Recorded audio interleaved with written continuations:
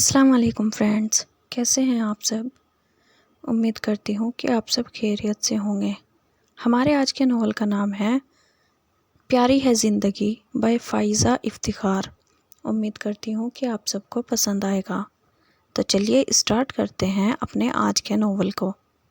फिर भी यार कुछ तो पता चले, अब पुराने दोस्तों से ऐसी भी क्या पर्दादारी। बाय द वे आप कब से मेरे दोस्त हो गए, वे गुस्से से बोला।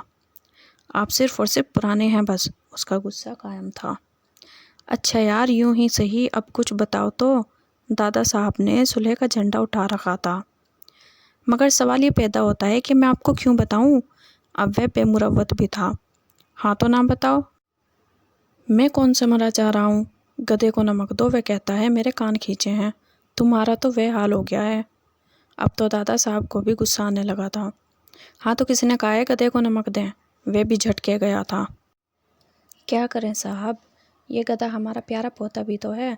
अब कि वह भी प्यार भरे लहजे में कह रहे थे, और उसकी परेशानी तो मुझसे देखी ही नहीं जाती। पहली बात तो यह मैं परेशान नहीं गुस्से में हूँ, और दूसरी बात यह कि आप मुझे नहीं बल्कि इस एंकर को देख रहे हैं जो पिछले 40 मिनट से अपने सामने बैठे सियासतदान की टांग खींच रही है। उसने टीवी रिमोट उठाकर सोफे पर दे मारा था। ओ मेरे यार, हर लव स्टोरी में ऐसा ही होता है। उन्होंने टीवी ऑफ कर दिया। आई हेट लव स्टोरीज, वह नाक चढ़ाकर बोला था। हाँ अच्छी फिल्म है, मैंने अभी परसों शाम ही देखी थी जब तेरी दादी स्टोर में से रज़ैया निकलवा रही थी। उन्होंने बच्चों की सी मासूमियत से एतराफ़े जुर्म किया था और वह अपनी बेसाख्ता हंसी को रोक ना पाया था। तुम्हें पता है मेरी और तेरी दादी की लव स्टोरी बड़ी ज़बरदस्त है। आज मैं सुनाता हूँ। उन्हें उसकी हंसी ने बड़ा हौसला दिया था। जब तेरी दादी बीए कर रही थी तो मेरी यूनिवर्सिटी की बस रोज़ उसके कॉलेज के सामने से गुजरती थी। मैं रोज़ वहीं उतर जाता और तेरी दादी को देखकर फिर अपनी यूनिवर्सिटी जाता था। और अगर किसी दिन, ओ प्लीज़ दादा साहब, इतने सारे झूठ एक सांस में ना बोले, हार्ट अटैक का खतरा है। पोते ने उन्हें बुरी तरह से रोक लगा दी थी। दादी ने खुद बताया है मुझे कि वे सिर्फ 5 जमातें पढ़ी हैं और वे भी घर में। आप उन्हें बीए करा रहे हैं। आपकी अपनी तालीमी काबिलियत भी सिर्फ मैट्रिक पास है। अब ये मैट्रिक अपने पता नहीं कौन सी यूनिवर्सिटी से क्या होगा, जिसकी बस रोज़ाना। उसने उनके बयान का शुरू में ही अच्छा खासा पोस्टमार्टम करके उन्हें गुस्सा दिला दिया था। तुझे क्या पता गधे, तू कौन सा उस वक्त पैदा हुआ था। तेरी दादी बीए पास तो है और पता है वे अपने कॉलेज में एनसीसी की बटालियन कमांडर भी रही हैं। दादा साहब अपने बयानों पर डटे हुए थे। अच्छा जी, तो ये बताएं भला किस सन में मेरी दादी साहिबा उस कॉलेज में पढ़ती थी। अब वह बड़े आराम से पूछ रहा था। सन कौन सा था भला। दादा साहब बड़े स्टाइल से अपने हेयर स्टाइल पर उंगली फेरते हुए सोचने में पड़ गए थे। हाँ याद आया, जिस साल अपनी मधुबाला और किशोर कुमार की शादी हुई थी, बस उसका अगला पिछला ही कोई साल था। वे बड़े फख्र से बोले। हाँ जी, जैसे मैं तो उनके वलीमे में गया था ना, वे जलकर बोला था। मुझे क्या पता किस साल हुई थी उनकी शादी। अच्छा तो यूँ समझो यही कोई 1957-58 बल्कि नहीं 1956 का साल था जब उनकी शादी हुई। उनका सुकून अभी कायम था। अच्छा तो 1956 और 57 में मेरी दादी साहिबा इस्लामिया कॉलेज में पढ़ती थी। उसका अच्छा काफ़ी लंबा और मानेखेज था। आंखों में ऐसी चमक जो चंद लम्हों में दादा साहब का सारा सुकून दरम बरम करने वाली थी। डियर दादाजी, वह कॉलेज तो कायम ही 1967 में हुआ था। और रही एनसीसी की बटालियन कमांडर वाली बात, तो शायद आपको पता नहीं कि कॉलेजों में एनसीसी का आगाज़ 1971 के बाद हुआ था। उससे पहले उसका कोई वजूद तक नहीं था। दोनों हाथों के अंगूठे दादा साहब की तरफ लहराते हुए वो उन्हें परेशान कर चुका था। वे सचमुच बुरा मान गए थे। उसे दिल ही दिल में खुशी महसूस हो रही थी। रात के खाने के बाद सभी टीवी लाउंज में जमा थे और गर्मा गर्म चाय का मज़ा ले रहे थे। चलो बुरहान, ये कप उठाओ और किचन में रखाओ। दादाजी ने सबसे पहले चाय ख़त्म करके अपना कप उसे पकड़ा दिया था। 1 मिनट भाई, ज़रा मैं भी पी लूँ तो मेरा कप भी ले जाना। हादी ने उसे आवाज़ देकर रोका। ठीक है। वह भी फ़ौरन रुक गया। कोई ज़रूरत नहीं, ये हादी रखाएगा। तुम ज़रा आकर मेरी कमर तो दबाओ। हाय अल्लाह, लगता है साथ ही नहीं है। दादी अम्मा ने दोनों हाथों से कमर दबाकर कहा था। सुबह आप मेरे साथ चलिएगा, किसी अच्छे डॉक्टर से चेकअप करा दूंगा, बुरहान ने सादतमंदी से कहा। अरे छोड़ो मियाँ, गर्म दूध में देसी अंडा और घी डालकर पी लूँगी तो आराम आ जाएगा कुछ दिन के लिए। अब इस उम्र में पूरा आराम कहाँ आता है, बस ये दर्द तो लगता है, अब मरने के बाद ही जान छोड़ेंगे। मरने के बाद हमारी ऐसी किस्मत कहाँ, दादा अब्बा ने आवाज़ बुलंद तबसरा किया। हाँ हाँ, तुम तो चाहोगे जल्द से जल्द इस बुढ़िया से जान छूटे और तुम्हें अपनी हसरतें पूरी करने का मौका मिले। मगर सुन लो अच्छी तरह से कि मेरा नाम भी जन्नत बीवी है। अल्लाह के फजल से ऐसे ही तुम्हारे सीने पर मूंग दलती रहूँगी। हाँ जी बीबी, वह तो आप पिछले 52 साल से दल रही हैं, दादा ने आराम से सोफे पर पैर फैलाए हुए कहा था। दादी, पता है हम दादाजी की कब्र पर वे वाला कत्बा ज़रूर लगवाएंगे जिस पर लिखा होगा, हज़रत इन गुंजों पे है जो बिन खिले मुरझा गए। इस पर दादी ने उसे भरपूर तारीफ़ी निगाह से नवाजा था, जबकि दादा साहब ने उसे फाड़ खाने वाली नज़रों से देखा था। तुम नहीं जानते बेटा, इस बुढ़े तोते को इस उम्र में भी दूसरी शादी का अरमान है। दादी ने उसे अपना हमदर्द समझकर दूसरा शिकवा निकाला था, जिस पर दादा साहब की खफगी भरी खामोशी एक तरह का एतराफ़ जुर्म ही तो था। हाय अल्लाह, क्या सचमुच दादू? हादी ने चालाक औरतों की तरह चेहरे पर कमीना सा दुखी तासुर लाते हुए हैरत का इजहार करने की कोशिश की थी। अब क्या फ़ायदा जन्नत बीबी, फसला को तो मरे हुए 15 बरस हो गए, दादा साहब ने आखिरी इकरार किया था, जिस पर हादी को वाकई हैरत का झटका लगा था। मगर कुछ ही देर में दादी फिर हमले के लिए तैयार थी। हाँ तो क्या हुआ, इकबाल बेगम तो जिंदा सलामत है ना? जवाबी हमला ताबड़तोड़ था। दादा के मोर्चे पर पूरी तरह खामोशी थी और चेहरे पर बेजारी। भला आपको कहाँ मिली वे दादू? हादी ने बड़े इश्तियाक भरे लहजे में पूछा। मैंने कहाँ मिलना था उस कमबख्त को, वैसे ही एक रोज़ बाजार में टकरा गई। मिलते ही सबसे पहले तुम्हारे दादा को पूछा, बेशर्म ना हो तो।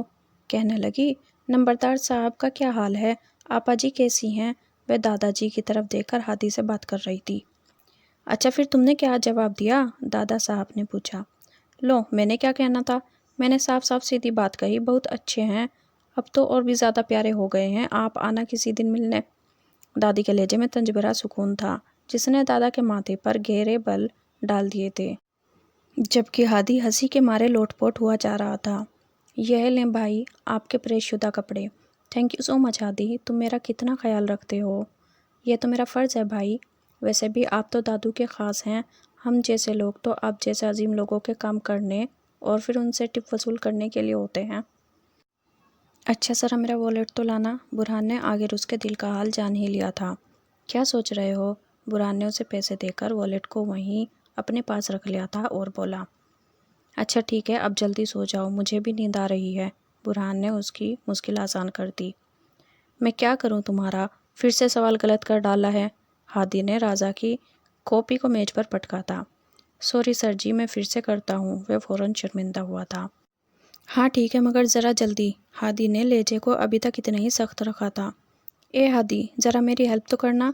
वे भी राजा के साथ ही बैठ गई थी। क्या मसला है मायरा? हादी को उस ओंगी पोंगी लड़की से बड़ी उलझन होती थी।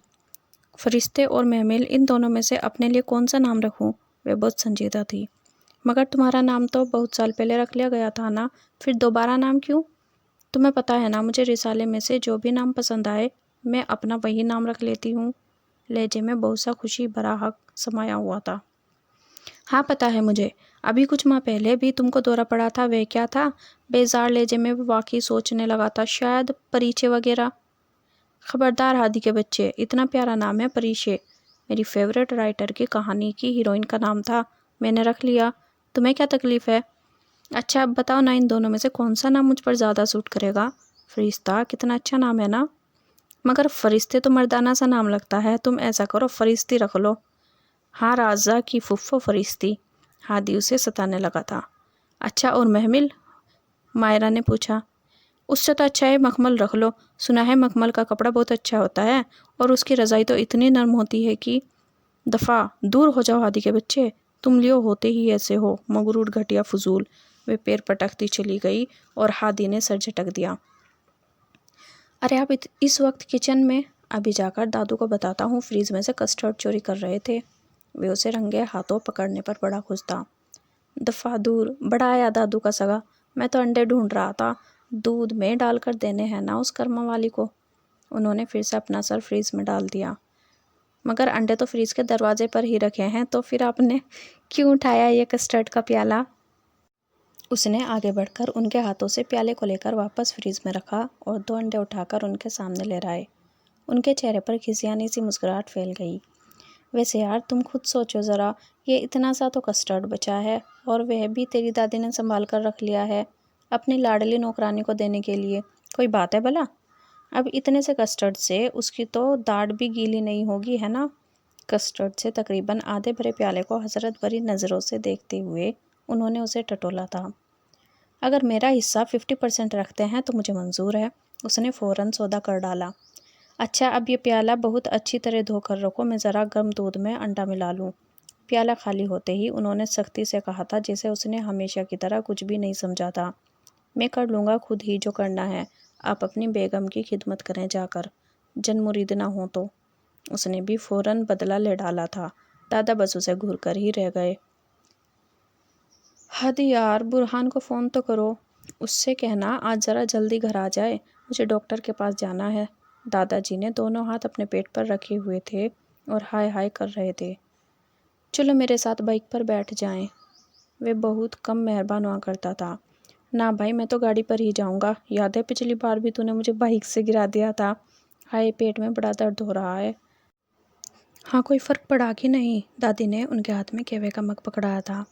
लो, अब ये फिर मुसीबत ले आई है, अभी घंटा भर पहले तो पिया था।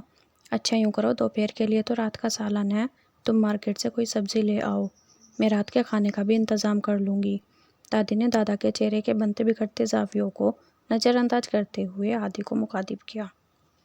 ना भाई, मैं तो नहीं खाऊंगा वे रात का सालन। तुम ऐसा करो, मसूर की दाल की पतली सी खिचड़ी और हरी मिर्च पुदीने की चटनी बना दो, मुझे तो मज़ा आ जाएगा। ओके दादू, मैं बस अभी आता हूँ, आपकी पसंद की सब्ज़ी लेकर और अपने लिए चिकन फ्राई लेकर।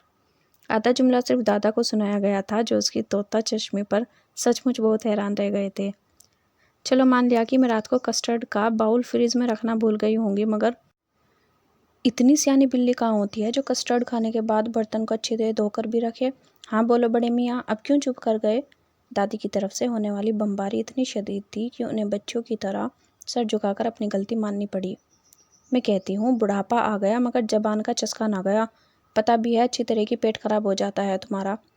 बैठे रहो अब गुस्ल खाने के दरवाजे से लगकर। उनके सारे जुमलों के जवाब में वे एकदम उठे और बाथरूम की तरफ भागे, तो दादी को भी हंसी आ गई। दादाजी आप जल्दी से तैयार हो जाएं, मैंने डॉक्टर जावेद से आपके लिए वक्त ले रखा है। वे बाथरूम से बाहर निकले तो बुरहान तैयार खड़ा था। अरे तुम इतनी जल्दी कैसे आ गए?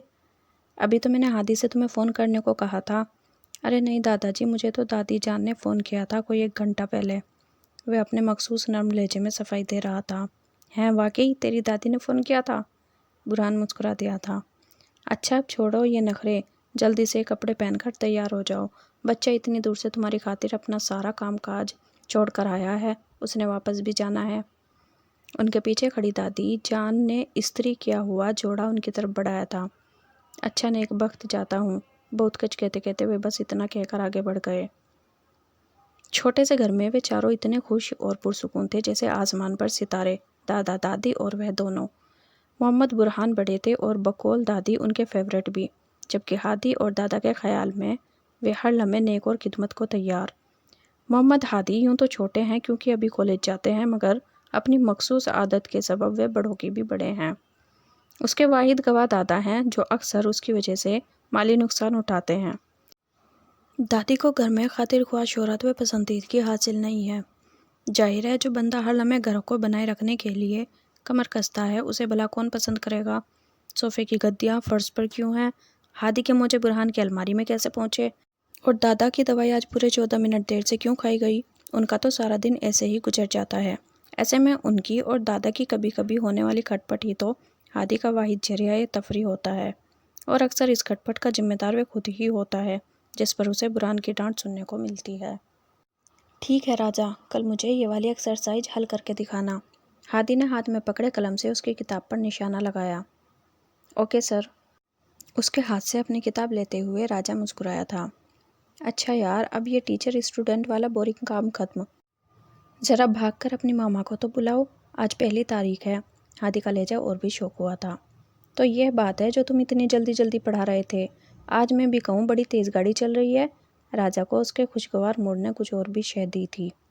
वे दोनों हाथ पर हाथ मारकर हंसे थे। क्या करूं यार, दादाजी की नाराज़गी इस दफ़ा कुछ लंबी हो गई है। अपना खर्चा पानी भी ज़रा जल्दी ख़त्म हो गया, इसलिए समझा करो ना। उसने राजा के बस्ते की जिप को बंद किया था। सलाम भाभी। राजा की अम्मी को आता देखकर वह फ़ौरन बोला था। वालेकुम अस्सलाम, कैसे हो हादी? अंकल और आंटी का सुनाओ, अब कैसे हैं वह? राजा की अम्मी से उसकी पुरानी दुआ सलाम थी। अल्लाह का शुक्र है भाभी, सब ठीक ठाक है। यह लो भाई तुम्हारी इस माह की फ़ीस। 1000 रुपये का कड़कड़ाता हुआ नोट अभी उसकी उंगलियों से मिस भी नहीं हुआ था कि उचक लिया गया। अरे भाभी, ये आप क्या कर रही हैं? वही नोट अपने हाथ में पकड़े वो उसके सर पर सवार थी। इस महीने पूरे 1 हफ्ते की छुट्टी की है जनाब ने। झूठ, मैंने तो सिर्फ 2 छुट्टियां की थी, वह भी पहले से बताकर, है ना भाभी? हादी ने अपनी घबराहट को बड़ी खूबी से छुपाया था। हाँ मुझे पता है मायरा, दादाजी को अस्पताल लेकर जाना था और एक दिन शायद तुम्हें कॉलेज में ही देर तक रुकना पड़ा था। भाभी की बरवक्त इमदाद पर हादी का दिल खुशी से उछल ही पड़ा था। ये तो वे छुट्टियां हैं जिनका आपको पता है। इसके अलावा 6 छुट्टियां और भी हुई थी जिनकी खबर आपको टीचर और स्टूडेंट की मिलीभगत की वजह से नहीं हुई। और वे बड़े आराम से भाभी के बराबर बैठी तफसील से बता रही थी। हादी का दिल डूब गया था। आज के शाम के शानदार खाने का प्लान पूरी तरह फेल होता नजर आ रहा था। बहुत बुरी बात है राजा, आप तो मुझे बता देते कि टीचर ने इतनी छुट्टियां की हैं। उसे पूरे तौर पर नज़रअंदाज किए वे सिर्फ अपने बेटे से मुखातिब थी, यानी मामला गड़बड़ था। हादी का दिमाग एक वक्त में 2 मुख्तलिफ मामलात पर गौर कर रहा था। एक तो भाभी के गुस्से को ठंडा करना और दूसरा कोई ऐसा जादुई लफ्ज़ जिसे अदा करते ही वह मनुष्य कमबख्त लड़की पलक झपकते ही वहाँ से गायब हो जाती। यही नहीं भाभी, इस महीने तो 3 बार यह भी हुआ कि ये जनाब तय वक्त के पहले ही छुट्टी कर गए, मगर मैं जाने से पहले राजा को सारा होमवर्क करवा कर गया था। बस ज़बानी सुनने वाला काम रह गया था, मगर वे भी मैंने अगले दिन आकर सुन लिया था। चाहे तो राजा से पूछ लें। बताओ ना राजा। कड़कड़ाते नोट को अपनी पकड़ से बहुत ज़्यादा दूर जाता देखकर हादी ने फ़ौरन सफाई पेश की थी। हाँ जी मामा, सर बिल्कुल ठीक कह रहे हैं। राजा को भी अपना ये उस्ताद बहुत प्यारा था। यह लो पकड़ो अपने 1 माह की फ़ीस और अब निकलो यहाँ से। सायरा ने पैसे उसे पकड़ाए थे। ये क्या सिर्फ 600 हैं? हादी का मुंह उतर गया। तुम्हारी फालतू छुट्टियों को मद्देनज़र रखते मैंने ही तो फीस में से पैसों की कटौती की है। देखो हादी, ये पैसे तुम्हारी हलाल की कमाई है। तुम्हें तो मेरा शुक्रिया अदा करना चाहिए कि मेरी वजह से तुम हराम कमाई के अजाब से बच गए हो, है ना डियर? कोई बात नहीं सायरा की बच्ची, देख लेना मैं भी तुम्हें छोड़ूंगा नहीं। वे गुस्से में भिनभिनाता हुआ बाहर निकल गया। हाँ हाँ जाओ, मैंने भी आखिर बदला ले लिया। ये लो तुम्हारी चाय फजल साहब। पता नहीं इतने पुराने बर्तनों में चाय पीकर क्या मिलता है तुम्हें। वेटरे उनके सामने रखकर दूसरी कुर्सी पर बैठ गई। ये कप और ब्रज कोई आम थोड़ी है, मेरी दुल्हन की जहेज की है। चाय का कप उठाते हुए उन्होंने दादी को देखा तो वे सचमुच शर्मा गई। चाय पी लो, फिर कहोगे ठंडी हो गई। मैं दोबारा गर्म करके नहीं लाने वाली। सामने दरवाजे से अंदर दाखिल होते बुरहान को देखकर दादी एक लम्हे में अपनी उसी पुरानी जोन में आ गई थी। सलाम दादाजी। सलाम दादी जी। वालेकुम अस्सलाम, जीते रहो मेरी जान। उन्होंने अपने आगे झुके सर को दोनों हाथों में थाम कर अपने होठों से छुआ था। आज कुछ पहले नहीं आ गए तुम?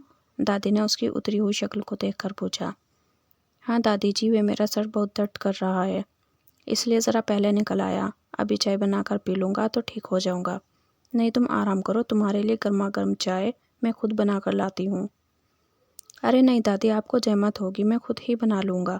अस्सलाम वालेकुम एवरीबडी, देखे तो मैं क्या लाया हूँ। हादी की आमद हमेशा की तरह धमाकेदार थी। गर्मा गर्म समोसे और बर्फ़ी अपने दोनों हाथों में पकड़े शोपर दादाजी को मुखातिब किया। मगर ये सारी फजूल खर्ची किस खुशी में? हमारे प्यारा दादाजी की सालगिरह की खुशी में। वे पहले से भी ज़्यादा खुशी से कहता हुआ दादाजी के गले लग गया था। मेरी तरफ से भी आपको सालगिरह मुबारक हो, बुरहान ने भी धीरे से उनके कान में कहा। दादा दादी के चेहरे खुशी से दमक रहे थे। मैं अभी आया, उन्हें मुस्कुराता छोड़कर वह किचन की तरफ चला गया। और सुनाओ कैसी हो मिस जेमिनी? हादी ने उसे सामने देखा तो बोले बगैर ना रह सका। अगर मेरा स्टार जेमिनी है तो इसका ये मतलब हरगिज़ नहीं है कि मेरा भी नाम यही रख लो। नाम का क्या करूं? हर महीने तो बदल लेती हो। वैसे इस महीने के लिए आपको किस नाम से पुकारा जाए मिस मायरा? मिस फरिश्ते महमल। आज से बराए मेहरबानी इसी नाम से लिख लिया जाए और पुकारा जाए। मायरा ने उंगली उठाकर उसे तंबी की थी और तनफन करती उसके पास से गुजरकर अंदर की तरफ चली गई। लगता है आज इनके घर भी करेले पके हैं। हादी ज़ेरे लब मुस्कुराता हुआ राजा के कमरे की तरफ बढ़ा था। कुछ पता भी है आपको ये हादी के बच्चे ने हैदर के घर में क्या गुल खिलाए हैं? दादी ने उन्हें मुखातिब किया। हादी ने तो कभी नहीं बताया कि वह हैदर के यहाँ बागबानी करने जाता है। वह तो मेरे ख्याल से राजा को पढ़ाने वहाँ जाता है। दादा ने उनकी बात सुनकर जवाब दिया था। बस करो तुम भी, ये हर वक्त का मजाक, और अच्छी तरह पता है तुम्हें ये गुल खिलाने का क्या मतलब है। पहले से गुस्से में आई हुई दादी को तो और भी ताव आ गया था। हैदर की तरफ गई थी, मुझे वहीं से पता चला तुम्हारे लाडले के करतूत। उसने हैदर की बहन को लव लेटर लिखा। अल्लाह का शुक्र है मेरे पोते ने आखिर कोई नौजवान वाला काम तो किया। दादाजी ने उनकी बात काटकर फौरन खुद से पूरी की थी। तुम्हारे ख्याल में अगर ऐसी हरकतें मर्दानगों में आती हैं तो अल्लाह मेरे बच्चों को इससे बचा कर ही रखे। कब्र में पैर लटकाए हुए हैं और दिल में अरमान देखो। अच्छा नेक वक्त, हमारे अरमानों को ना छेड़ो। दादा ने बहुत ठंडी सांस भरी थी। यह आखिरकार हादी ने क्या किया है हैदर के यहाँ? हाँ याद आया, वह हैदर की बहन ही बता रही थी कि पिछले माह हादी ने राजा की ट्यूशन से बहुत सी छुट्टियाँ की थी, वे भी उनको बगैर बताए। हैदर की बीवी तो बहुत गुस्से में थी। राजा अपनी क्लास के टेस्टों में बस मरकर पास हुआ है। कहने लगी हमें तो बस आप दोनों का लिहाज है, वरना शहर में ट्यूटर तो मारे मारे फिरते हैं। दादी ने जल्दी जल्दी बात पूरी की थी। इतनी छोटी सी बात के लिए इतना शोर? उनसे कहना था हमें भी पढ़ने वाले लड़के बहुत हैं। 2-4 छुट्टियाँ क्या कर ली मेरे शेर जवान ने? क्या वे राजा चुहे जैसा तीसरी चौथी में तो पढ़ता है, और नखरे देखो उसकी माँ के। तुमसे तो बात करना ही फजूल है। दादी जो उनकी बात सुन रही थी बेजार होकर उठ खड़ी हुई। अच्छा अब उठ ही गई हो तो ज़रा मेरे लिए नमकीन लस्सी बनाना। दादा ने फ़ौरन ही ट्रैक बदला था। दादी उन्हें घूरती हुई किचन की तरफ बढ़ गई। जी तो नाज़नीन, सब काम छोड़ कर आए और हमारे सामने बैठ जाएं, क्योंकि आज का दिन है बहुत बहुत ख़ास। जैसा कि आप सब लोग जानते हैं, पिछले 2 माह से हम आपको बता रहे हैं एक वेरी स्पेशल वीक का, जिसमें हम आपको बताएंगे ऐसे खाने जो आज तक किसी ने ना बनाए हैं और ना ही खाए हैं। जी, आज से शुरू हो रहा है हमारा और सबका भिंडी वीक, यानी हफ्ता भिंडी। हो गए ना हैरान? मेरी जान, यह है वह बड़ा सरप्राइज़ जिसका आपको था इंतज़ार। और भिंडी वीक लिए हमारे मेज़बान वन एंड ओनली मिस भिंडी। हा हा हा, तालियां। दादी जी अचार के लिए मिर्चों में नमक हल्दी भर रही थी, फिर से सर उठाकर टीवी स्क्रीन की तरफ देखने लगी। दादा अखबार पढ़ना भूल गए और हादी ने हाथ में पकड़ा कलम लिखते लिखते रुककर वहीं कागज़ पर रख दिया था। अचानक ही सबको मिस भिंडी के दीदार का शौक उठा था, और यह था आज मिस चुलबुली का नया रूप। भिंडी के रूप के अजीब तरह के कपड़े, कानों में बूंदों की जगह लटकती भिंडियाँ, गले में उनका ही नेकलेस। इस मंजर को देखकर जहां दादा और हादी के कहकों ने अगले पिछले घरों तक सदा दी थी, वहीं दादी ने दोनों हाथों से अपना माथा पीट डाला था। है अल्लाह भाई, तुमसे किसी ने कहा था इतने सारे टॉपिक सेव करने को? मेरी छोटी सी तो असाइनमेंट थी। हादी मुंह बनाकर कंप्यूटर पर अपना काम कर रहा था। पास ही बुरहान सोफे पर लेटा हुआ था। उसकी तरफ से कोई जवाब न पाकर हादी को और भी गुस्सा आया था। नवाबजादे खुद तो मज़े कर रहे हैं और मुझे इस फजूल काम पर लगाया हुआ है। उसकी बड़बड़ाहट खासी बुलंद थी, मगर फिर भी बुरहान ने जैसे कुछ ना सुना था। जैसे तैसे अपना काम खत्म करके हादी ने प्रिंट आउट निकाले, कंप्यूटर को ऑफ किया और फिर बगैर कोई खटका के कमरे से बाहर निकलने ही लगा था कि वापस पलट आया।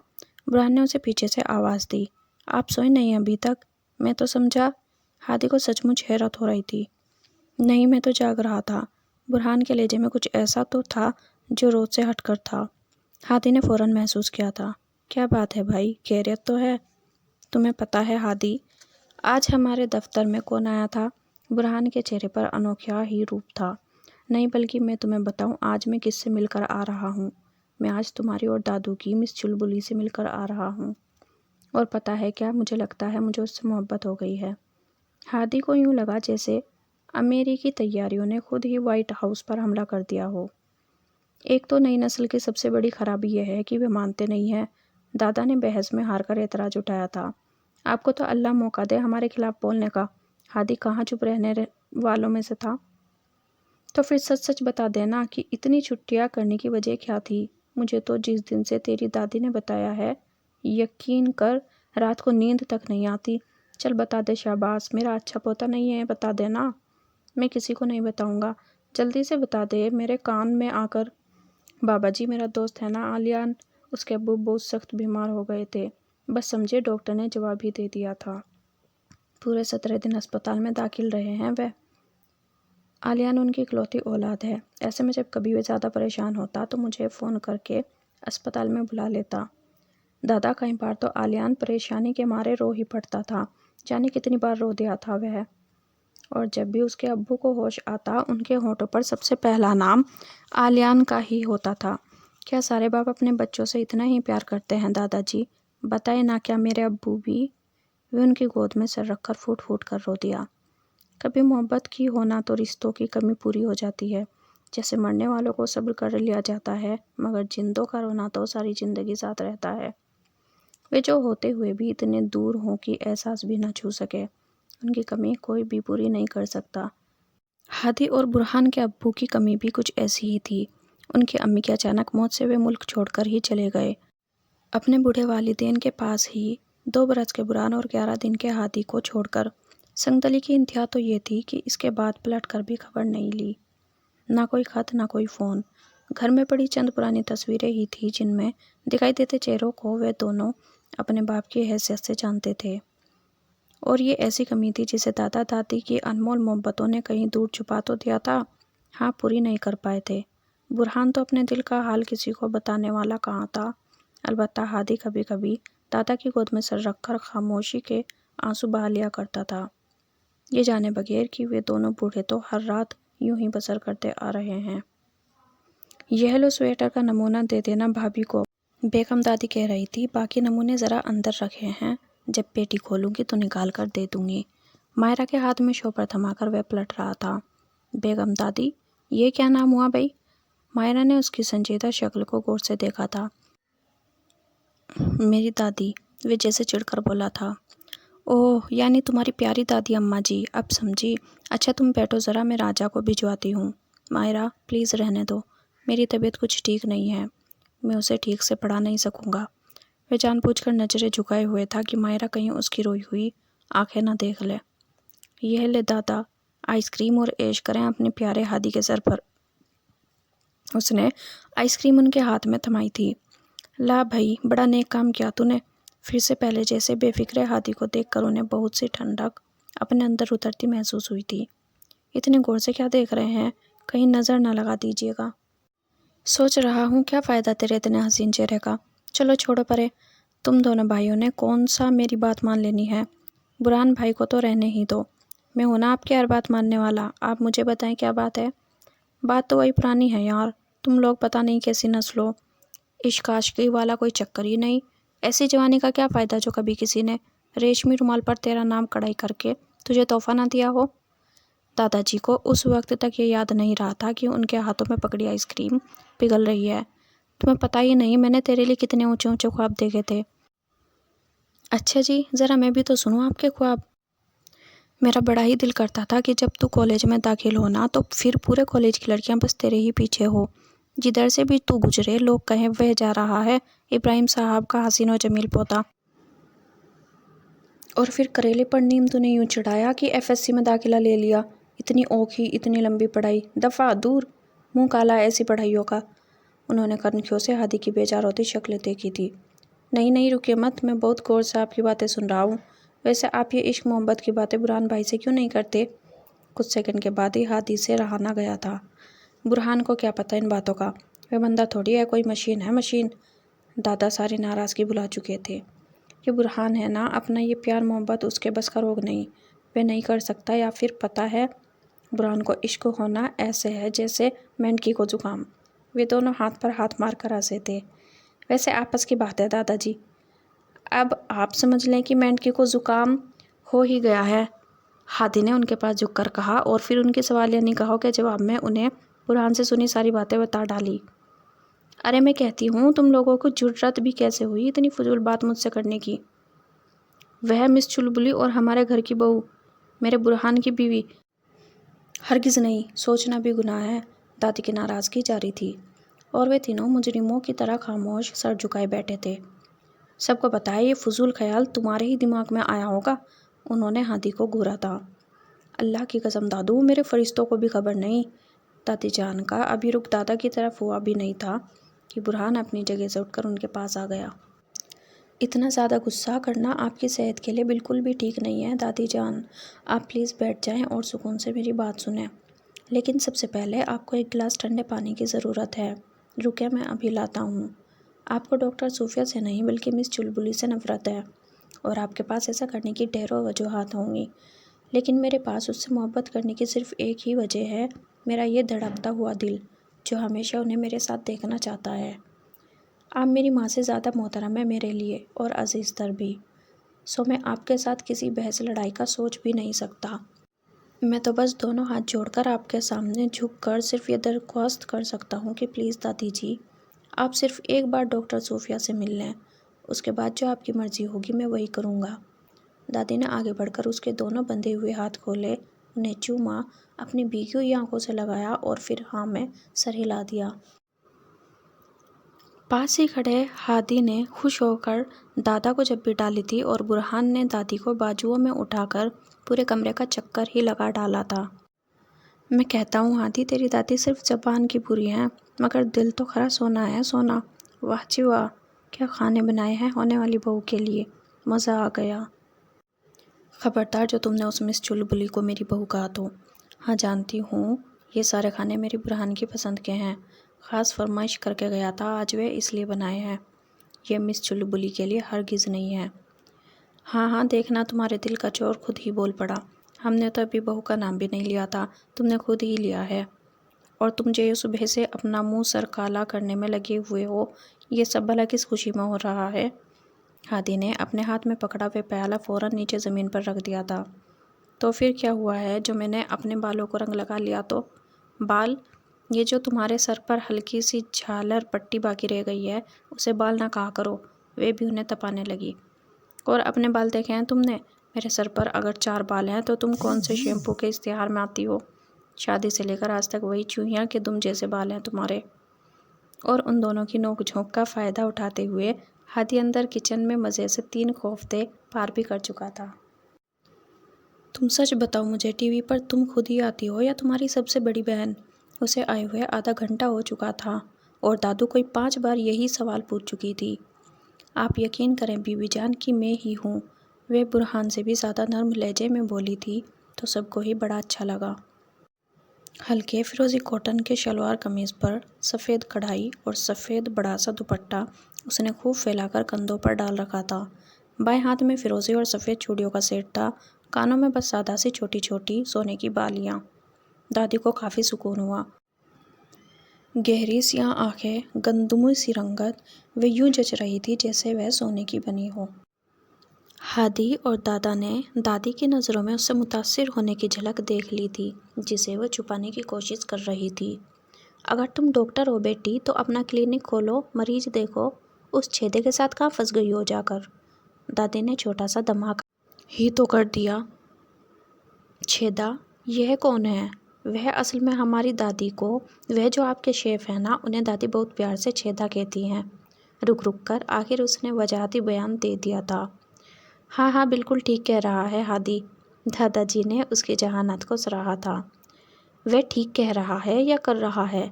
डॉक्टर सूफिया का अगला सवाल और भी पेचीदा था। अच्छा चलें, कोई और बात नहीं। वैसे मैं सर से जाकर कहूँगी ज़रूर कि एक बहुत ही प्यारी सी बीबी जान ने आपका इतना ही प्यारा नाम रखा है। छेदा बहुत प्यारा।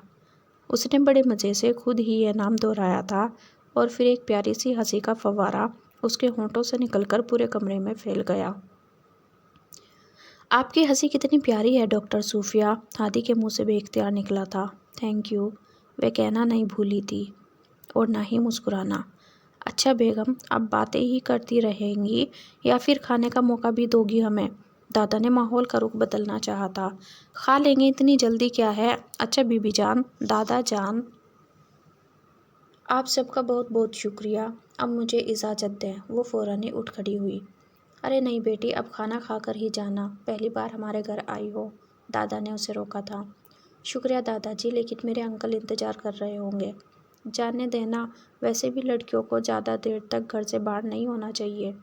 दादी ने वहीं बैठे बैठे दादा को नज़रअंदाज करके कह दिया था। जी हाँ, आपने बिल्कुल ठीक कहा दादी जान। अच्छा, सबको खुदा हाफिज़। और सबसे हाथ मिलाती हुए घर से बाहर निकल गई। बंदे को इतना भी संग दिल नहीं होना चाहिए शायद बीबी। घर आए मेहमान के साथ इतना बुरा सलूक। दादाजी उनके जाते ही दादी पर बरस पड़े। हादी, तुम मेरे साथ किचन में चलो, ज़रा खाना मेज़ पर लगाने में मेरी मदद करो। दादाजी की बात को पूरी तरह से नज़रअंदाज करते हुए वे हादी से मुखातिब हुई। दादाजी बस हूँ करके रह गए थे और हादी तेजी से किचन की तरफ भागा था। रात गए जब दादाजी कमरे में आए तो दादी जी जानमाज समेट रही थी। फिर तुमने क्या सोचा, क्या फैसला किया? बच्चे इंतज़ार कर रहे हैं। वे उनके पास ही सोफे पर बैठ गए। कर लूँगी फैसला, तुम्हें जल्दी किस बात की है? अभी एक बार ही देखा है लड़की को, 2-4 मुलाकातें और होंगी तो ही जान सकूँगी ना। क्या जान सकोगी भला? दादाजी को कुछ शक सा हुआ। यही कि मेरे बुरहान की बीवी बन सकती है या फिर नहीं। उनकी गीली आंखों के किनारों में कहीं कहीं मुस्कुराहट के जुगनू चमके थे। अब दादाजी को उनसे कुछ और पूछने की ज़रूरत नहीं रही थी। अच्छा ये बताओ, कोई काम वाम भी कर लेती हो या बस वैसे ही बैठी रहती हो सारा दिन? दादी के तेवर आज भी कड़े थे। जी बस थोड़ा बहुत। डॉक्टर शूफिया कुछ शर्मिंदा सी हो गई थी। दादी अभी कुछ और भी कहने वाली थी कि टेलीफोन की घंटी बजी और उन्हें जाना पड़ा। पूरे 10 मिनट बाद वह लौटी तो सूफिया आटा गूंदकर सब्जी बनाने में लगी थी। अरे वाह, तुम्हें तो बहुत अच्छी तरह आटा गूंदना आता है, कहाँ से सीखा है? जी वे मेरे अंकल हैं। वे फ़ौरन अपनी जगह से खड़ी हो गई थी। वैसे वे अंकल तुम्हारे लगते क्या हैं? मेरा मतलब है उससे रिश्ता क्या है तुम्हारा? चाचा, मामा, ताया, फूफा, मास्टर क्या हैं वे तुम्हारे? जी वे मेरे मामू जी हैं। अब वे उनका सवाल समझ गई थी। और बाकी तुम्हारा ननिहाल ददियाल? उनके बारे में तो मुझे कुछ नहीं पता, कभी देखा नहीं किसी को घर में आते जाते, शायद कहीं दूर रहते होंगे। दादी ने बहुत गौर से उसे देखते हुए एक लंबा सा हुंकारा भरा था। वैसे देखने में तो तुम काफ़ी माकूल नज़र आती हो, फिर टीवी पर यूँ अजीबोगरीब हरकतें क्यों करती हो? छोड़े दादी, वह सब तो बस हमारी कोशिश होती है चैनल की व्यूअरशिप बढ़ाने के लिए, अपने प्रोग्राम को प्रमोट करने के लिए। टीवी कैमरे का मेकअप भी ज़्यादा गहरा होता है आम मेकअप से। फिर बाकायदा स्क्रिप्ट तक लिखा जाता है जिसके मुताबिक हमें बोलना होता है। यानी छेदा जो कुछ भी कहता है वह उसे लिखा हुआ मिलता है, खुद से वह कुछ भी नहीं कह सकता। जी बीबी जान, ऐसा करना पड़ता है। ये सब मसाले ही तो प्रोग्राम को 4 चांद लगाते हैं, वरना खाना पकाना तो बस बोरिंग काम ही लगेगा सबको, जब तक उसमें हम दोनों की हल्की फुल्की सी खटपट दिखाई न दे। ये सब प्रोफेशनल काम है, उन्हें तो इख्तियार करना ही पड़ता है मजबूरी में। उसने कंधे उचकाए। देख ज़रा बालों का हाल, कभी तो भूले से तेल भी लगाया कर। बुरहान के सर पर तेल की मालिश करते हुए उसे डांट भी रही थी। बस करें दादी, मुझे तो नींद आ रही है। वह लाड से उनकी गोद में सर रख कर बोला। दादी जान, तो फिर आपने क्या सोचा डॉक्टर सूफिया के बारे में? हादी ने खंगारते हुए बात शुरू की। मैं नहीं, वे तो भाई ने खुद कहा था कि मैं आपसे पूछूं। हादी ने झट से कह डाला था। हादी प्लीज़ मेरा नाम लेकर इतना बड़ा झूठ मत बोलो। मुझे जो भी पूछना होगा ना, मैं दादी से खुद पूछ लूँगा। चले जी, आपकी मर्ज़ी, हमें क्या, हमने तो आपका ही भला सोचा था, हादी खफकी से बोला। दादी जो अभी तक बस खामोश बैठी थी उसे खफा सा देखकर अपने पास बुलाने लगी। लड़की तो ठीक है हादी, मगर अब तुम खुद ही सोचो, माँ बाप नहीं है और कोई ना खास रिश्तेदार आगे ना पीछे, ऐसी बचपन से तन्हा रहने वाली लड़की भला खाक समझेगी रिश्तों नातों की अहमियत? बस इसी बात से डरती हूँ कहीं वह हमारे बुरहान को लेकर हमसे दूर ना चली जाए। वह उसे अपने दिल की बात बताने लगी थी। पास ही लेटा बुरहान बजाहिर तो आंखें बंद किए सो रहा था, मगर लफ्ज़ बलफ्ज़ उनकी बातें सुन भी रहा था। वे दिल ही दिल में दादू की समझ का एतराफ़ भी कर रहा था। तेरे दादा सही कहते हैं हादी, तू सचमुच बड़ा सियाना हो गया है। दादी ने तेल लगे हाथों से उसका दायां कान मरोड़ा था। तभी किसी ने गेट पर दस्तक दी थी।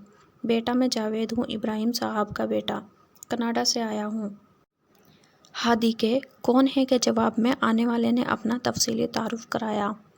जावेद इब्राहिम मेरे अब्बू जी।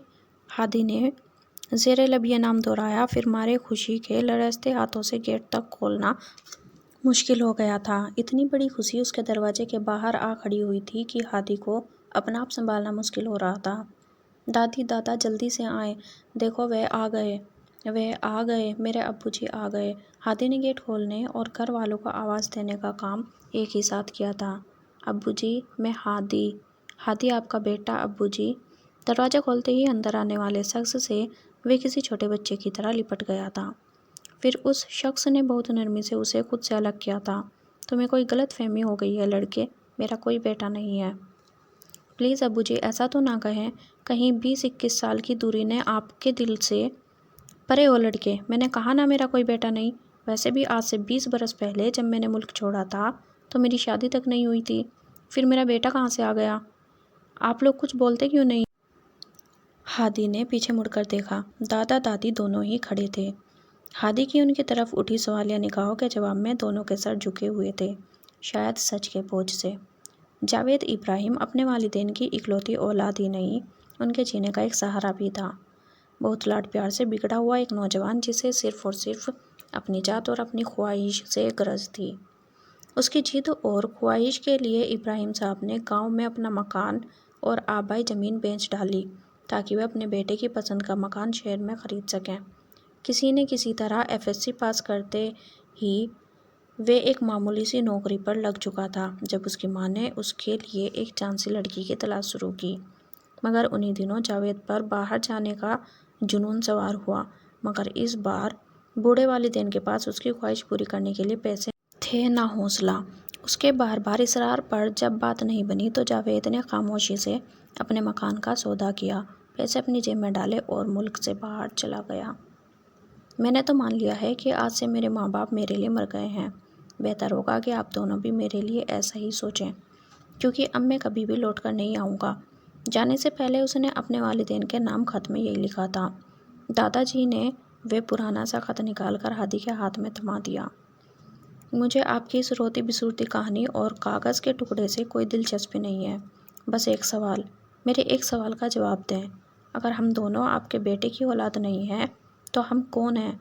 कहाँ से आए हैं? हमारे माँ बाप कौन हैं? क्या हो गया है बुरहान तुम्हें? दादा ने उसे टोका था। पागल हो गया हूँ, किसकी औलाद हूँ, किसका खून हूँ, मुझे बता दें वरना मैं कुछ कर बैठूँगा। तेज तेज चलती हुई बेतरतीब सांसें। जिंदगी में पहली बार उसने कमरे का दरवाज़ा पाँव की ठोकर से खोला था। बहुत देर खामोशी से बैठी दादी उसके बाहर जाते ही फर्श पर लुढ़क गई। दादा और हादी फ़ौरन ही उनकी तरफ भागे थे। ये नाश्ता कर लें आप, दादा दादी की तबीयत कुछ ठीक नहीं है, वे ज़रा देर से सोकर उठेंगी। ठीक है, रख दो, जैसे उस पर एहसान किया गया था। अगर किसी चीज़ की ज़रूरत हो तो मुझे आवाज़ दे दें, मैं इधर किचन में ही हूँ। क्या कहकर बुलाऊँ तुम्हें? वह गैरत भरा लहजा, मेरा नाम हादी है। वैसे तुम किचन में क्या कर रहे हो? मैं दादू के लिए यखनी बना रहा हूँ। उसे लगा वह ये सुनकर खुश होंगे।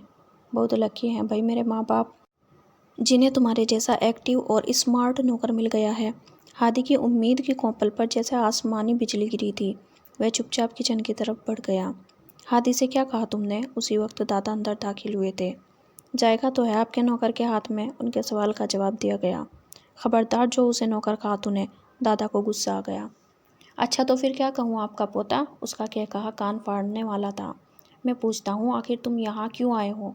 वे बेबसी से बोले थे। 21-22 बरस के बाद लौटा हूँ अब्बू जी, सिर्फ़ और सिर्फ अपने माँ बाप के लिए, उन्हें देखने और उनसे मिलने और उनकी खिदमत करने के लिए। वह फिर से हंसा था। मुझे आज भी वह रात नहीं भूली जावेद, जो हम मियाँ बीवी ने खुले आसमान के नीचे अपने बिखरे हुए टूटे फूटे सामान के साथ गुजारी थी, सिर्फ तेरी वजह से। जिन लोगों को मैंने मकान बेचा था उन्हें बहुत जल्दी थी खाली करवाने की। वैसे भी उस वक्त जुलाई अगस्त का महीना था और रातें इतनी ठंडी नहीं होती इन दिनों। वे सपाट लहजे में अपने पहले से भी ज़्यादा संगदिल हो जाने का जिक्र कर रहा था। अच्छा मुझे कहीं जाना है, अपना पोता कम सर्वेंट को मेरी तरफ से थैंक्स कहिएगा। Bye bye daddy. बुरहान का रद्द-ए-अमल इस कदर सख्त होगा कोई नहीं जानता था। वह सुबह जल्दी दफ्तर के लिए निकल जाता और रात गए वापस लौटता। घर में खाना पीना छोड़ रखा था और घर वालों से बोलना भी ना के बराबर था। दादी और दादा तो यूं चुप थे जैसे वे खुद ही मुजरिम हो। ऐसे में एक हादी ही था जो बिखरा हुआ शिराजा फिर से समेटने में लगा हुआ था। आखिर उसने बुरहान ही को समझाने का सोचा। आप तो बहुत अच्छे और समझदार इंसान हैं भाई। रात गए वे लौटा तो हादी ने उसे समझाया। मैं भी आज तक खुद को ऐसा ही समझता था। तुम्हें पता है हादी, आज मेरे पैरों तले ज़मीन है और ना सर पर आसमान। ऐसा वजूद जिसकी कोई पहचान नहीं। तुम समझ की बात करते हो? तुम्हें नहीं पता मैं कौन हूँ, कहाँ से हूँ, क्यों हूँ और कैसे हूँ? ये सवाल नहीं जहरीले नाग हैं जो हर लम्हे मुझे डसते हैं। हादी ने ज़िंदगी में पहली बार उस मुस्कुराते चेहरे वाले शख्स को ज़मीन पर बैठकर दहाड़े मारकर रोते देखा था। उसने आगे बढ़कर बुरहान के सर को अपने बाजुओं में ले लिया था। पता है आपको, जावेद इब्राहिम के आने से भी पहले मैंने किसी चैनल पर एक प्रोग्राम देखा था, उन बच्चों के मसाइल पर जो 18 साल के हो चुके हैं और अभी तक आइडेंटिटी कार्ड नहीं बनवा सके। पता है क्यों भाई? क्योंकि उनकी अपनी कोई आइडेंटिटी नहीं है, इसलिए क्योंकि वे झोला स्कीम के तहत वहाँ तक पहुँचे, रात के अंधेरे में मुँह छुपाए। पता नहीं कौन उन्हें उस झोले में फेंककर सारी ज़िंदगी बेनिशान रहने की सज़ा देकर चला गया। बुरहान ने किसी खदशे के तहत अपना सर ऊपर उठाया और हादी को खुद से अलग किया था। हाँ भाई हाँ, उन बच्चों में और हम दोनों में सिर्फ एक फ़र्क है, और वह है दादा दादी का वजूद। ये दोनों बूढ़े जिन्होंने हम दोनों को अपना नाम दिया, मुआशरे में सर उठाकर चलने का हौसला भी दिया। तो क्या अब हमें कोई हक है कि अपने मददगार को इतनी तकलीफ़ दे भाई? तो क्या तुम भी मेरे सगे भाई नहीं हो? हमारा खून का कोई रिश्ता नहीं। बुरहान के होंठों से बमुश्किल निकला था। खून के रिश्ते या खूनी रिश्ते भाई? जावेद इब्राहिम का दादा दादी से रवैया देखा है तो नफ़रत होती है मुझे। अगर यही होता है सगापन और अपनाइयत तो खुदा हमें इससे बचाए। सबसे बड़ा रिश्ता बस इंसानियत और हमदर्दी का ही होता है। वही रिश्ता जिसकी बुनियाद पर इब्राहिम साहब हमें बारी बारी यहाँ लाए। इतनी सारी नफ़रत को एक तरफ रख कर लम्हे भर को सोचें तो बुरहान के कंधे पर ज़रा सा दबाव डालकर वह कमरे से बाहर आ गया था। इतने सालों बाद भी तेरे पास अपनी माँ के साथ बैठने का वक्त नहीं होता जावेद। 2-3 दिन बाद थोड़ी ही देर के लिए आता है और चला जाता है। पास ही बैठे बस दादाजी ने एक नज़र ही उन पर डाली और फिर से पेपर पढ़ने लगे। शादी कब की तूने? माँ ने पूछा। अरे माँ, वह तो मैंने 3 बार की थी, कौन सी वाली का बताऊँ? वह आंखें दबाकर मुस्कुराया था। और बच्चे? अम्मा कुछ और बेताब हुई। है ना, 2 लड़कियाँ और एक बेटा। छोटी बेटी तो कोलंबिया यूनिवर्सिटी में पढ़ती है शायद, और बड़ी लड़की और लड़का जो करते हैं वे मुझे नहीं पता, क्योंकि वे दोनों ही 2 साल पहले ही घर छोड़कर चले गए थे। इतनी बड़ी बात वे कितनी आसानी से कह गया था। तुम ये सब छोड़ो, ये बताओ तुम मेरा काम कब कर रही हो? मैंने कहा ना, यह काम कभी नहीं हो सकता। ये मकान मैं कभी भी तेरे नाम नहीं कर सकता। दादा को भी जलाल आ गया। वैसे भी बेटा, यह मकान तो हादी और बुरहान के नाम है। क्यों? इनके माँ बाप झोलों में उनके साथ साथ इस मकान के कागजात भी डाल गए थे क्या? मतलब तुम सब कुछ जानते हो, मगर शायद तुम ये नहीं जानते कि वे दोनों भी अपनी हकीकत से वाकिफ़ हो चुके हैं, इसलिए तुम्हारी धमकियों का मुझ पर कोई असर नहीं होगा। लेकिन ये दुनिया तो नहीं जानती ना कि मेरे अब्बा और अम्मी ने 2 नाजायज़ बच्चों को बड़ी मेहनत से पाला पोसा है, पढ़ाया लिखाया है, कारआमद शहरी बनाया है, अपना पोता बनाया है। जावेद के जुमले में छुपी हुई शदीद धमकी थी। वे दोनों खौफजदा हो गए थे। अच्छी तरह सोच ले, वरना मैं ये सच सबको बता दूंगा। और फिर? कितने दिन हो गए जावेद नहीं आया और ना ही फ़ोन किया। खैरियत तो है? माँ आखिर माँ होती है। वे जिस होटल में रहता है वहीं फ़ोन करके पूछ लो। आप ये मकान उसे दे क्यों नहीं देते? हो गई ना खुदगर्ज, आखिर बन गई ना सिर्फ जावेद की माँ। शायद आपको ठीक से याद नहीं, जब हमने इन दोनों को अपनाया था तो सिर्फ एक मकसद था, इन्हें मुआशरे में बावकार बाहौसला ज़िंदगी फराहम करना। अपना घर, रिश्तेदार, शहर सब कुछ छोड़ दिया हमने सिर्फ इसलिए कि छुपते हुए सवालों से बच सकें। तो फिर ये आखिरी कुर्बानी देने में हिचकिचाहट क्यों भला? जावेद को मैं जानती हूँ, अगर उसकी बात नहीं मानी तो वह 20 साल की मोहब्बत मिट्टी में मिला देगा। वह उनके सामने हाथ जोड़कर खड़ी हो गई। तुम परेशान मत हो शहाद, मैं कल ही किसी अच्छे वकील से मिलकर मकान के कागजात दिखाता हूँ। टीवी पर चलती न्यूज़ ने उन दोनों की तवज्जो अपनी तरफ की थी। अमेरिकी एजेंट गिरफ्तार। CIA की तरफ से हिंदुस्तान की जड़ें खोखली करने के लिए एक अदद मोहरा जो है तो हिंदुस्तानी मगर खुद को अमेरिकी शहरी बताता है। वह तस्वीर जावेद इब्राहिम की थी। दादा ने फ़ौरन टीवी बंद कर दिया और चुपचाप जाकर सोफे पर लेट गए थे। क्या हुआ? दादी जान ने उनकी आंखों से बहकर गालों पर आ जाने वाले आंसुओं को अपने हाथ से साफ किया था। शाद बीबी, आज मैं हार गया, बुरी तरह हार गया। हमारी औलाद बुरी है, नाफरमान है, हमें पता था, लेकिन वह मुल्क की दुश्मन भी होगी ये तो मेरे वहम गुमान में भी ना था। कैसे बदबख्त वालिदैन हैं हम दोनों, अपने एक बेटे को ठीक से तरबियत भी ना कर सके। हमारी तो सारी ज़िंदगी ही अकारत गई ना। हादी और बुरहान ने भी हमें छोड़ दिया, वे भी चले गए। अब हमारे हाथ में क्या है? उम्र के इस आखिरी दौर में भी हम सिर्फ़ और सिर्फ खाली हाथ हैं। कौन कहता है आपके हाथ खाली हैं? आपके हाथ में तो मेरे हाथ हैं, हम दोनों के हाथ हैं। आप कभी भी मायूस नहीं हो सकते, कभी भी नहीं। बुरहान उनका हाथ थामे आंखों से लगाए बड़ी अकीदत से कह रहा था। और हादी ने दादी को अपने बाजुओं में समेट रखा था। कहाँ थे तुम दोनों? दादाजी रोते रोते हंस दिए थे। हम समझे तुम लोग भी हमें छोड़कर चले गए। हम तो पिछले 3 दिन से नया मकान ढूंढ रहे थे। हादी ने फ़ौरन जवाब दिया, दादाजी आप ये मकान जावेद साहब को दे दें और यहाँ से चलें। हम सब अपने नए घर में एक साथ रहेंगे। नहीं बेटा, अब हमें ये घर छोड़कर जाने की ज़रूरत नहीं है, क्योंकि जिससे खतरा था वे हमसे दूर चला गया है, और शायद हमेशा के लिए। दादाजी ने एक उचटती निगाह उन पर डाली और सर झुका लिया। इधर देखें दादाजी, ना तो आप नाकाम हैं और ना ही आपकी तरबियत कमज़ोर है। अरे आप दोनों तो आइडियल हैं मेरा और बुरहान का, क्योंकि आपने हम जैसे बेशनाख्त लोगों को अपना नाम दिया, बेहतरीन तरबियत दी, पढ़ाया लिखाया। आप हमारे ही नहीं इस मुआशरे के भी मोहसिन हैं। कमरे में मौजूद हर शख्स की आंखें भीगी हुई थी। अच्छा, अब आते हैं काम की बात पर। आप सीधी तरह बताएं दादी जान, क्या आप मिस चुलबुली के घर रिश्ता लेकर जा रही हैं? हादी ने पूछा। इंशाअल्लाह कल शाम को। ओ बल्ले बल्ले, मुंडा तो शर्मा रहा है।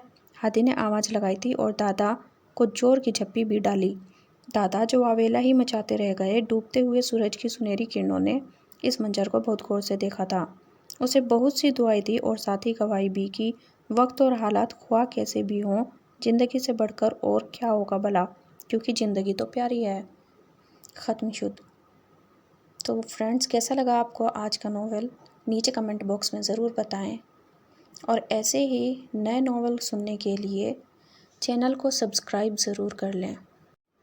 तो मिलते हैं एक और नए नोवेल के साथ, तब तक के लिए अल्लाह हाफिज़।